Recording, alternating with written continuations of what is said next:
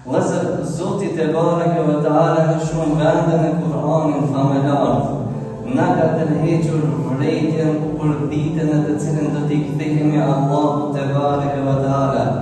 Na ka treguar se veprat tona, qofshin të mira apo të liga, nesër kanë për t'i pa njerëzit që do të jenë dëshmi për ta. Në këtë mënyrë Allahu Dhul Gjelal ka për ta tregu drejtsinë e tij kashi njerëzve në përgjithësi edhe ndaj besimtarëve në veçanti. Prandaj edhe ka thonë në një vend në Kur'anin famëlar, ka thonë wa akhrajatil ardu athqalaha. Edhe atë toka do t'i nxjerrë barrën e saj, atë do ta nxjerrë, do të bëhet e dukshme ajo që është qenë, do thotë çka është bën në faqen e tokës. Besimtari ka për t'i po veprat e mira, dhe toka e tina ku ka po seshte, vendi ku ka po punë të mirë, se ka dhënë një hajratu, se ka këshillu për të mirë, ka për qenë argument dhe dëshmi për te. Si dhe ka për qenë dëshmi dhe kundër atyre të cilët kanë bo prej veprave të liga dhe të cilat kanë menduar se nuk do të kuptohen ose nuk do të marrë mirë në llogari për to. Prandaj edhe ka thonë një vend tjetër në Kur'anin famëlar Zoti i Madhreshëm, yawma idin tuhaddisu akhbaraha. Edhe atë toka do të tregoj për lajmet e saj, do të jep lajmet e saj.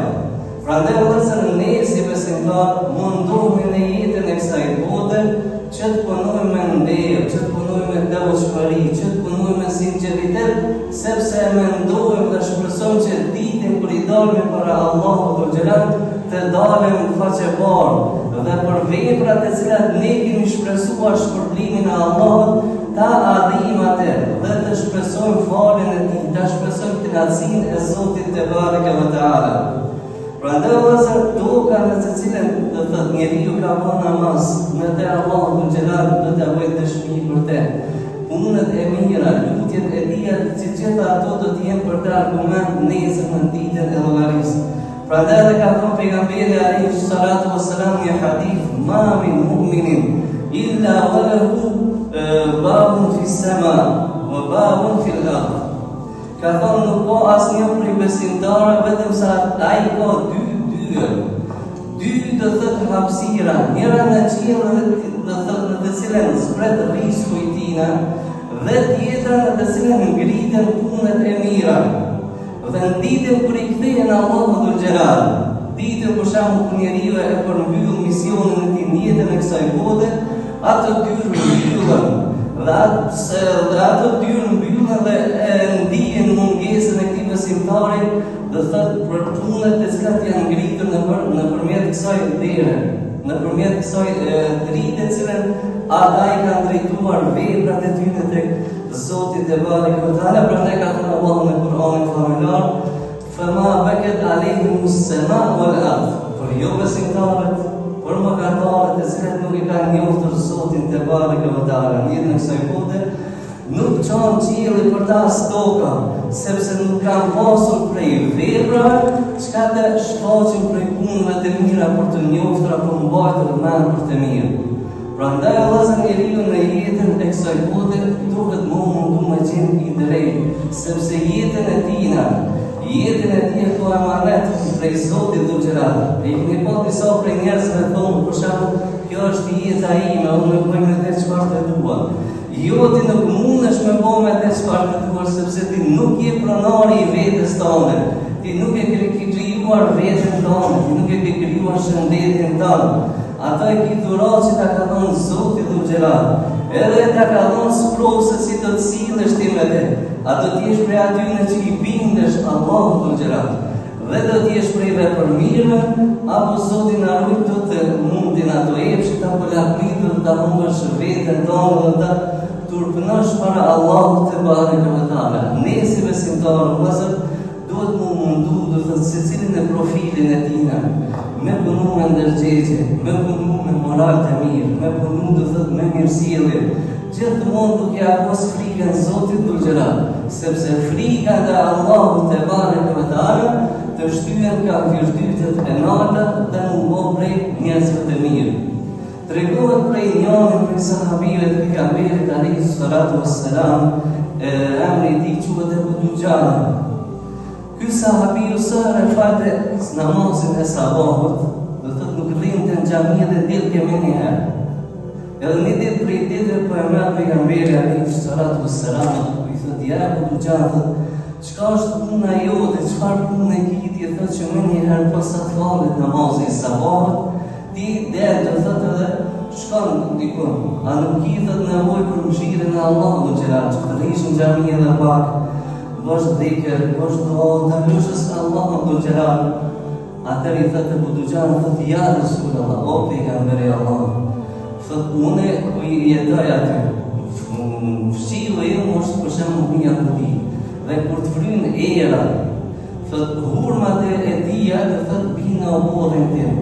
Edhe unë ngutem thot para se mos ju fëmijët me prej gjumit. Mi më lera të hurmës, se s'kam qëtë me hangër fëmijët me hurma, pa hak që janë pasunie tjetërit.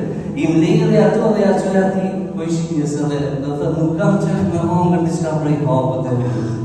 Atërë po vetë që në pleqaj këte, shkoj edhe pagoj dhe thët atë hurmën ati komshijes, edhe japoni dhurate Abu Dujahës. Po shqip në vëzër për shambull, ky sahabi i ndershëm, shifë çfarë morale të nalë, shifë çfarë devotshmërie për shembull, që edhe është friksuar dhe hurma e peshijës me i rok, mu duhet me hangër pa lejen e tina. Shifë në çka e bën njeriu në ngrit në këtë pjedestal kaq nalt të morale, të njerëzillat të devotshmërisë, e bën vetëm frika nga Allahu xhelal. Sepse ai i cili nuk e ka frikën e Allahu xhelal, ai nuk frikohet për hapet e tjetrit. Ai nuk turplohet për Allahu xhelal, ai nuk turplohet për mëkatin. Prandaj edhe një herë bashkë bisedim me një profesor, po e përmend dhe po thot pse të ju xhallarët e përmendni vdekjen shpesh. Pse përmendni vdekjen, ju friksoni njerëzit e kështu me ato bindjet e tyre të thata, komuniste, të cilat nuk e kuptojnë, thash, kjo është princip kuranor, që Allahu te bareke ve teala ka përmend vdekjen për çka? Jo për me na friksu neve, mirë për me pos parasysh mënyrën se çu shpëton jetën tonë ti. Tash t'ja je profesor tha po. Tash ajo thuf nxënësave të tu studentëve të tu gjatë të vitit, mësoni, punoni se vjen shpejt fundi i vitit. Thot po, thash, pse e përmend ato? Se i bie që dikush nëse se ka lënë vitin e tina, i bie që krejta të mund e ka qut poshtë se ka qut dëm prej mundit e tina. Tash, e kur është dëm e hun njeriu një vit, po çfarë dëmi është për njeriu me hun jetën e tina, se ma nuk dipet një jetë tjetër. Zoti Madhëshëm kërkuesja ka dhënë dy jetë, Zoti Madhëshëm kërkuesja ka dhënë dy lindje në jetën e kësaj bote.